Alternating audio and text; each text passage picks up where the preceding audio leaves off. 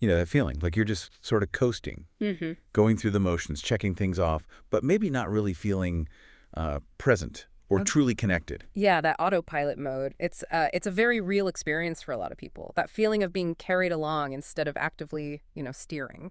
Right. And it makes you wonder, what does it actually mean to live a life that feels actively lived? You know, a life that feels genuinely meaningful, really engaged. That's the core question, isn't it? It is. And you've shared this fantastic stack of sources with us on this exact thing. Articles, research notes, all exploring the best ways to shift from that autopilot to real engagement. Yeah, it's a rich mix. It pulls from, psychology research, some really practical how-tos, even a bit of philosophy in there, different angles. So our goal for this deep dive is to really sift through all of that, cut through maybe the noise, and pull out the absolute key nuggets, the most important stuff. We want to give you a clear picture of what this engaged life actually looks like, according to these sources, and crucially, why they say it matters so much. And the practical steps, too, how you can actually start, cultivating it. We want to draw out those common threads, the things that keep popping up. Exactly. Synthesizing the wisdom that's packed in your materials, highlighting the ideas that can hopefully make a real difference for you. Yeah, let's dive in. Okay, let's do it. So where do we start? Maybe with defining it. What is an engaged life based on these sources? Good place to start. So, at its heart, it seems to be about um, active participation. It's about presence, having a sense of purpose, and really importantly, connection. So not just existing, but actually participating, fully involved. Exactly. The opposite of just, letting life wash over you. And a huge piece of this, mentioned again and again, is intentionality. Ah, right. I saw that too. It's not passive, is it? It seems to demand like conscious choices where you put your time, your attention, not just reacting all the time. Totally. That intentionality is crucial because, and this is encouraging, the sources are pretty clear. Engagement isn't some fixed personality trait you either have or don't. Oh, interesting. So it's learnable. Yeah, they often describe it more like a skill, something you can actually practice and, get better at. Right. And one really helpful idea that came up was this distinction between um, toward moves and away moves. Toward and away moves. Yeah, toward moves are those actions, big or small, that line up with what you actually value, what you want your life to be about. Away moves are, well, the opposite: avoidance, procrastination, getting distracted, things that pull you away from what matters. So an engaged life is kind of built on stacking up more of those toward moves. That's the idea, Hmm. making more conscious choices in that direction. Okay, that makes sense. It's active, it's intentional, it's skill-based. Yeah. But why put in the effort? What do the sources say are the actual benefits here? Oh, the payoff they describe is pretty significant. These practices, this way of living, it's linked to some really powerful outcomes. Like what? Well, things like increased life satisfaction, big time. There was that Vela Broderick study mentioned in the notes. Engagement was the #1 predictor of life satisfaction out of like thousands of people. Wow, number one. Yeah. That's huge. That really puts a fine point on it. It really does. And Uh-oh. it's not just satisfaction, though.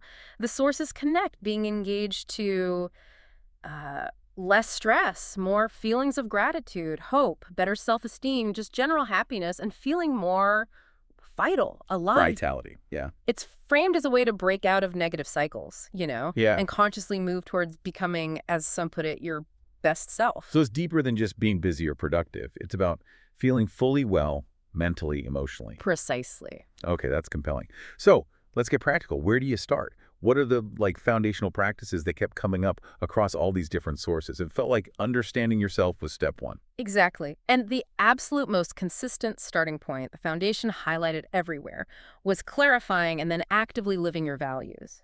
Values. Why is that seen as so critical? Like the bedrock. Because your values, they act as your internal compass, your guide. Knowing what truly matters to you gives you direction, it fuels your motivation, Oh, okay. and it acts as a filter. It helps you make decisions. It makes choosing those toward moves we talked about much, much clearer instead of just guessing. Right. So how do you actually do that? How do the sources suggest you figure out and then live by these values? Well, it starts with reflection, really asking yourself, what's genuinely important to me deep down? Not what I think should be important or what others say. Mhm. Thinking about qualities, people, how you want to behave, activities that feel meaningful. And then a really practical tip from several sources: Write them down. Actually write them. Yeah. And keep them visible. Like, stick them on the fridge, the bathroom mirror, somewhere you'll see them every day. It sounds simple, but it helps keep them top of mind. Keeps it concrete, maybe. Exactly. Some sources also mention using like structured values clarification exercises if you need a bit more help getting started. It's about making what's usually implicit explicit. Making the implicit explicit. I Yeah. like that. Okay, values are foundational. What else was consistently highlighted right alongside that? The other big one was cultivating presence and mindfulness. This came up constantly in the material you shared. Right, being present. Why is that so essential for being engaged? Because, well, engagement can only happen now, in the present moment. Being mindful, being present, it anchors you right here. Instead of ruminating or worrying. Exactly. It cuts down on all that mental energy leakage, rehashing the past, stressing about the future. It lets you actually connect fully with what's happening, good or bad, whether it's something enjoyable you want to savor or maybe a challenge you need to deal with clearly. Okay. And how can you actually build that presence muscle day to day? The sources had some really down-to-earth suggestions, didn't they? Yeah, they definitely went beyond just recommending, sitting down for formal meditation, though that's obviously a great tool for many. Right. They talked a lot about weaving mindfulness into things you already do, like mindful showering, just noticing the feel of the water, the temperature, or mindful eating, really tasting your food, noticing texture, smells. Using your senses more. Absolutely. Mindful walking, paying attention to the sights, sounds, the feeling of your feet on the ground, instead of just being lost in your head. Or even just taking a moment for mindful appreciation, pausing to genuinely feel grateful for something, however small. So it's about grounding yourself in the physical sensations of the moment. It makes presence feel, well, more achievable than maybe just thinking about being present. Yeah, and it's also about learning to kind of observe your thoughts and feelings without automatically getting swept away by them, not judging them, just noticing. Creating that little bit of space. Exactly, that space between the stimulus and your reaction, so you have a chance to choose how you respond rather than just reacting on that old autopilot. Okay, so values give direction, presence grounds us. Got it. What about the doing part? Engaging with activities with the world.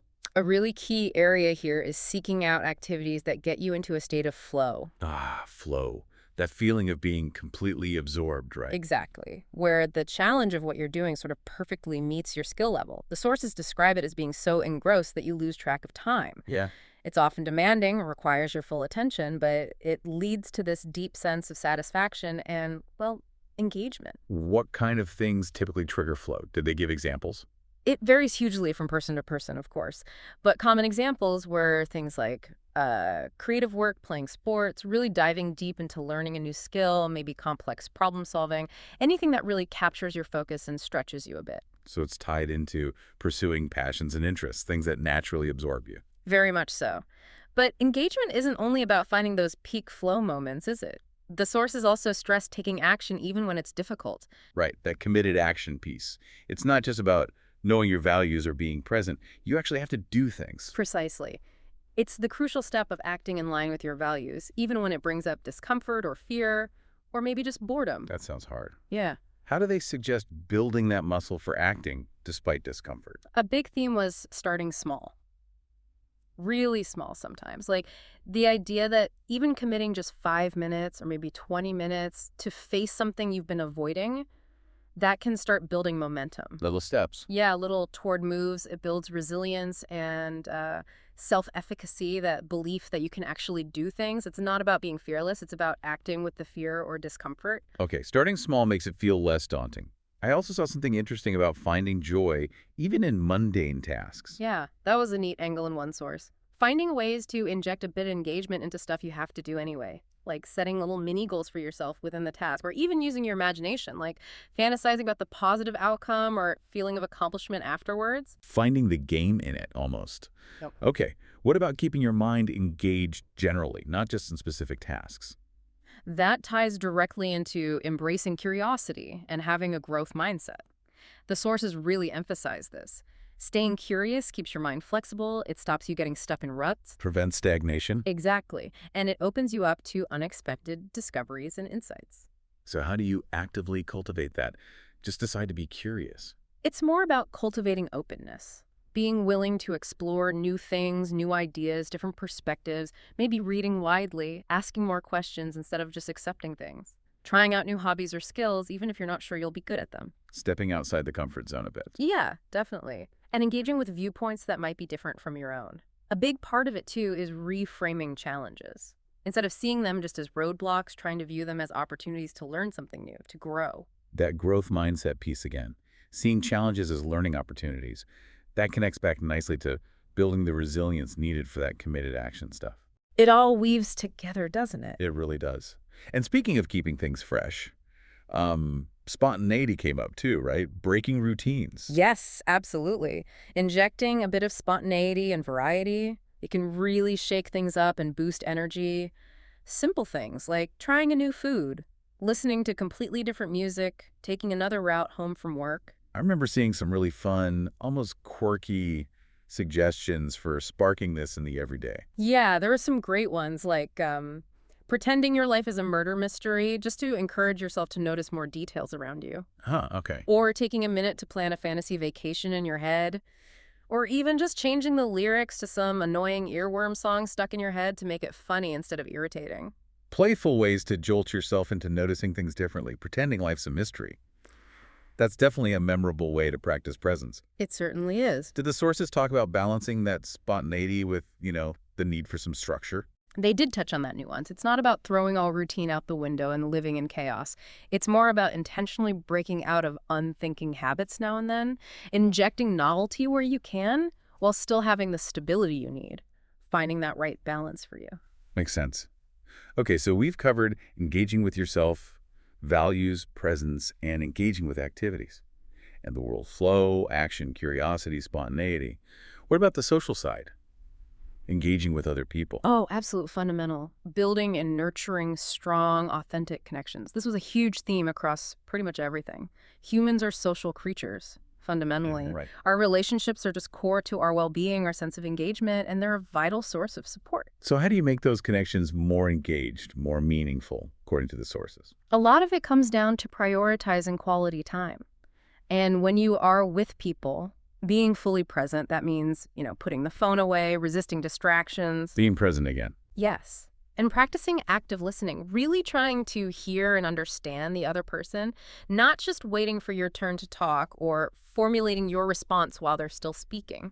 That's a hard one sometimes. It is. It takes practice. Also showing genuine interest, being willing to share appropriately vulnerability came up, and expressing gratitude within those relationships, letting people know you appreciate them. That mindful presence, but directed outwards this time. Okay. And what about connecting beyond just our close circle? Did that come up? Yes, the idea of connecting with something larger than yourself, contributing in some way. Why is that important for engagement? It provides a sense of purpose and meaning that goes beyond just your own personal satisfaction or struggles. It's a powerful antidote to feeling isolated or like your life lacks broader significance. So how might someone do that? What kind of things count? Oh, it can take so many forms. Contributing time or resources to causes you believe in, volunteering, mentoring someone, getting involved in your local community, or even just initiatives at work. Sharing your skills or talents. Acts of service. Exactly. And the sources often noted this interesting reciprocal effect. The person giving or contributing often gets just as much, if not more, out of it in terms of well-being and engagement as the person receiving. That positive feedback loop. Yeah. Okay, now, all these practices, being present, taking action, connecting deeply, contributing, they sound great, but honestly, they also sound like they require energy.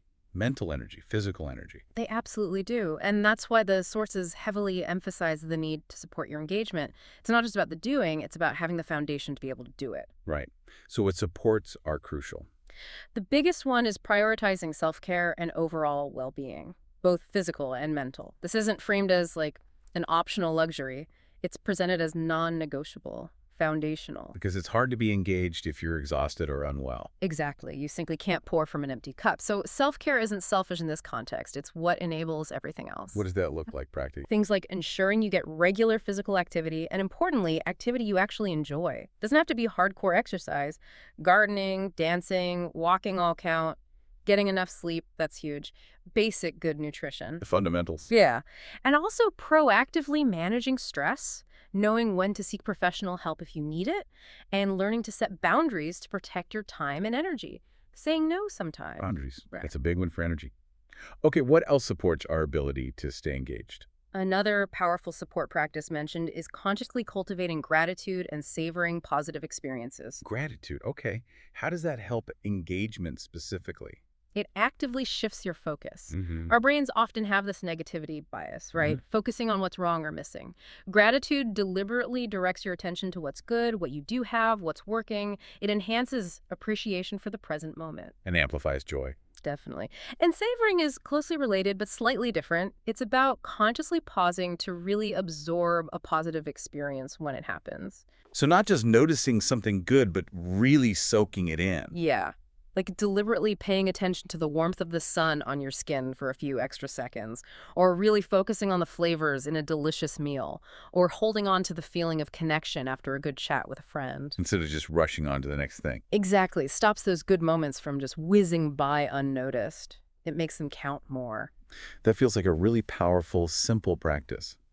And speaking of things that make life whiz by, digital distraction must be a huge barrier to all of this presence and engagement stuff. Oh, massively. The sources definitely highlighted managing your digital consumption mindfully as a critical support practice now. Unchecked phone use, endless scrolling. It's described as a major obstacle to being truly present with the real world, real people, real experiences. So the advice is basically put the phone down more. Pretty much, but with intention. Setting clear boundaries around technology use. Things like no phones during meals, or maybe having phone-free times or zones in the house. Turning off all those non-essential notifications that constantly fragment your attention. Those little pings. Right. Yeah. Being more conscious about curating your feeds. What information are you actually letting in? Does it add value or just drain you? And even scheduling regular, deliberate periods of digital detox. Taking breaks. Turning off notifications. Seems so simple, but could make such a difference to focus. Okay, this whole framework values presence, action, connection, self-care. It feels robust. But life happens, right? What about when you inevitably slip up or fall back into that autopilot mode? Yeah, that's where the section on addressing challenges comes in, and it's crucial. A key practice here is embracing imperfection and, really importantly, practicing self-compassion. Self-compassion. Why is that singled out? Because perfectionism and that harsh inner critic, they are massive energy drains. They kill your motivation to even try engaging because you're afraid of not doing it perfectly, afraid of failing. That makes sense. It paralyzes you. It really can. So the advice is to try and consciously talk to yourself like you would talk to a supportive friend who's struggling. Acknowledge that setbacks, mistakes, having off days, it's just part of being human. It doesn't mean you've failed entirely. So focus on effort, not perfection. Exactly. Celebrate the willingness to try, the effort you put in, rather than beating yourself up for not achieving some flawless ideal of engagement. So it's really not about achieving some perfect state of engaged life and staying there forever. Not at all. The sources consistently frame it as a continuous journey, a practice, not a destination you arrive at. There will be times you feel less engaged, where autopilot feels strong. So what do you do then? The advice is, notice it, kindly. Without harsh judgment, maybe gently reflect on what might be draining you or pulling you off course, and then make a conscious, gentle choice to steer back towards your values, towards these practices, even in a small way. Gently steer back. I like that. And I think one source even mentioned that sometimes. Deliberate disengagement, like zoning out with TV when you're genuinely wiped out, can actually be okay. Like a necessary rest. Yes, exactly. It acknowledges the need for balance. It's not about being hyper-engaged and on 24/7. That's unsustainable. It's about the overall pattern, the general direction of intentionality and presence, not about achieving absolute perfection in every moment. Okay. So if we were to try and boil everything down, looking across all these sources, what are the absolute core themes that just keep coming up again and again about living an engaged life? I'd say the big ones are intentionality, making those conscious choices, agency, recognizing you have the power to influence your experience, connecting inward to yourself, outward to others, and maybe upward to something bigger, presence, being grounded in the here and now, and finally, cultivating a growth mindset, seeing life and yourself as constantly evolving and learning. Intentionality, agency, connection, presence, Growth mindset. That's a great summary. This deep dive has really pulled together a lot of useful threads into something pretty clear and actionable. Yeah, it shows how these different practices all support each other, doesn't it? Drawing from self-awareness, our actions, our relationships, and how we take care of ourselves. And the potential outcome feels really significant, moving from that feeling of life just happening to you towards actively living a life that feels richer, more meaningful, more connected. Absolutely. It emphasizes that this isn't some vague, mystical thing. It's built on practical habits we can actually cultivate. So by focusing on these areas, clarifying values, practicing presence, taking committed action, nurturing connections, embracing growth, prioritizing well-being, the idea is you really can build a life that feels more vibrant and, well, truly lived. That's the core message running through it all. Most of these sources, they really hammer home that living an engaged life is ultimately a choice, and it's a continuous practice. Mhm. It makes me think, maybe the deepest dive isn't just into what these practices are, which we've unpacked nicely, Mm. but into figuring out how to cultivate the will, maybe the courage, to consistently choose them, especially when it feels hard or uncomfortable, or means letting go of those familiar, easy, maybe disengaging habits. That's a powerful point, the choosing part. Yeah, so maybe the question for you listening is, what might that commitment, that choice, look like for you, starting today, even in just one small way? A great question to reflect on. Well, thanks for joining us for this deep dive. We really hope digging into these sources has given you some valuable insights. Yeah, hope it was useful. Until next time.